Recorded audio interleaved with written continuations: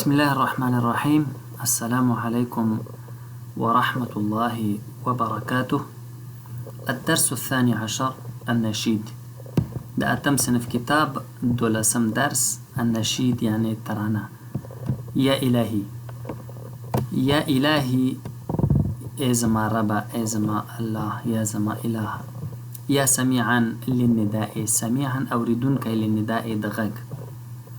يا مجيبا للدعاء، اي قبلونك د دعاء. رب هيئ لي نجاحا في حياتي، اي زما رب ما ته آماده کړه، ما ته را په برخه کړه کامیابی په ژوند کې. واحمي امي او زما مور وساته من شرور الحادثات، د حوادثو د شر نه. و ابي كن او زما پلار لپاره شه عونه، مرستندوی فی النائبات پستونزو کی. و بلادی او زما هواد کن لها ضد العدات، د هغې لپاره شه ضد په ضد العدات دشمنانو.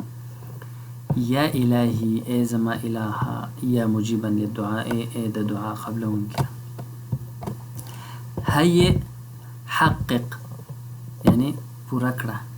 احمی احفظ وساته. حادثات د حادثې جمع ده.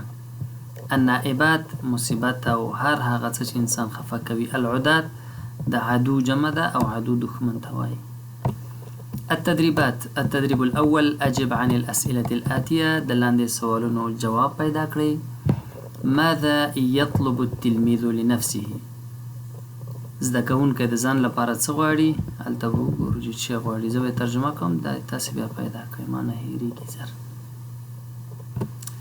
ځان لپاره وي کامیابی غواړي په ژوند کې. نو جواب څنګه دی؟ ماذا يطلب التلميذ لنفسه؟ يطلب التلميذ لنفسه النجاح في الحياة. ماذا يطلب التلميذ لوالده؟ أن يكون الله عونا له في النائبات. ماذا يدعو التلميذ لأمه؟ د مور لپاره څه غواړي؟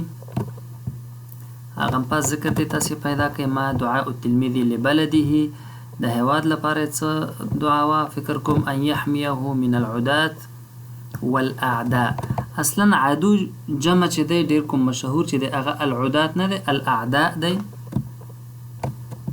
التدريب الثاني دویم تمرین چې دی.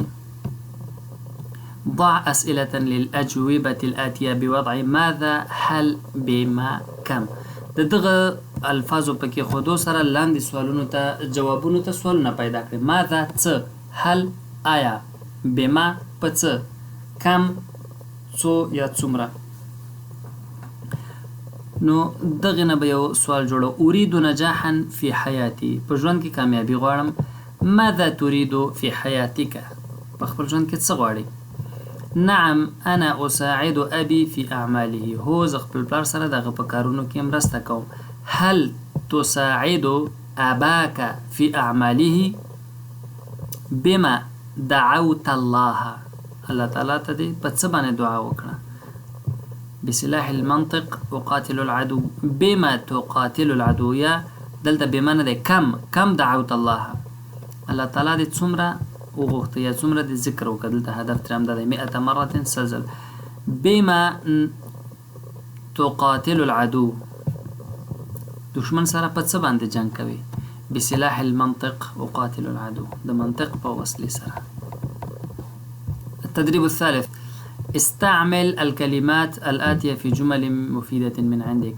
سميع، مجيب، هيئ، ضد. الله سميع الدعاء، الله مجيب الدعاء. هيئ، اللهم هيئ لنا رشدا، يا اللهم هيئ لنا النجاح في الاختبارات. العدو يعمل ضدنا، دشمن زمونږ په ضد کار کوي.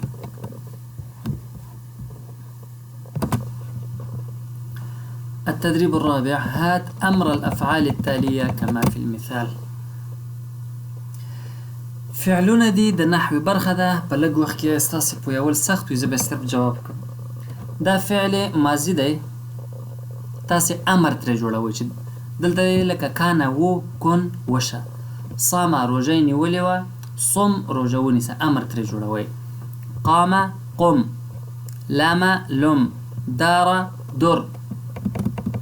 قال ويل قل دار يعني تاوشو.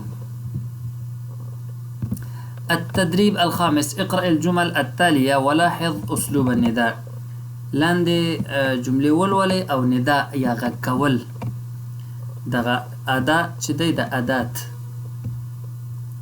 دغه ته د تعجب او ندایه چې ورته وایي پښتو کې دا عموما چاته چې غږ کوي د هغې نه وروسته یا الهي هغې نه وروسته ګوره غږ دی الله ته متوجه کېدل دي که نه یا سمیعا للنداء ای د غږ اورېدونکي نو دلته چې دی څه شی دی د ندایه نښه یې لګولې.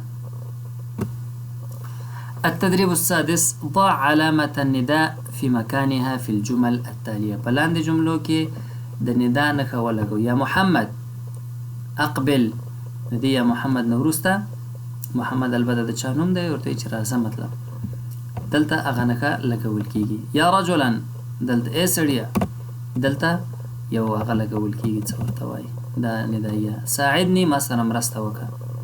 یا سمیع النداء ای د غږ اورېدونکیه دلته به هغه ولګوئ. یا مجیب الدعاء دلته به ولګوئ. یا طالب دلته به هغه نښه ولګوئ د ندایه. اقرأ درسک درس دې ولوله. یا عبدالله ای عبدالله دلته به یا د الله بنده دلته به دا نښه ولګوئ. اسمع واوره. التدريب السابع اووم تمرین اكتب اربع جمل فيه نداء. څلور جملې ولیکئ چې په هغې کې غږ شوی وي. عدا الجمل السابقه بغیر د دې نه چې دغه مخکې جملې تېرې شوي چې د دې نه بغیر یعنې نوې جملې ولیکئ. یا حامد اقرأ دروسك ای حامده درسونه دې ولوله.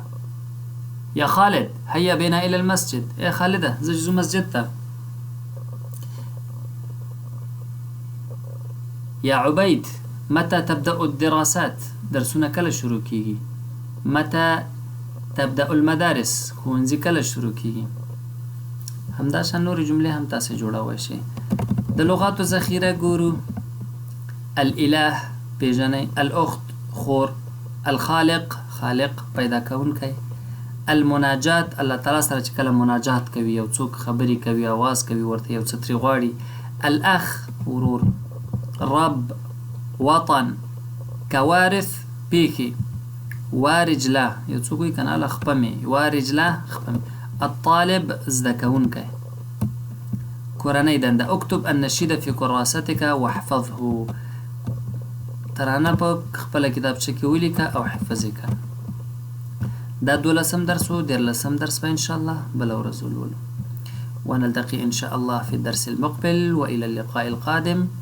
أستودعكم الله والسلام عليكم ورحمة الله وبركاته.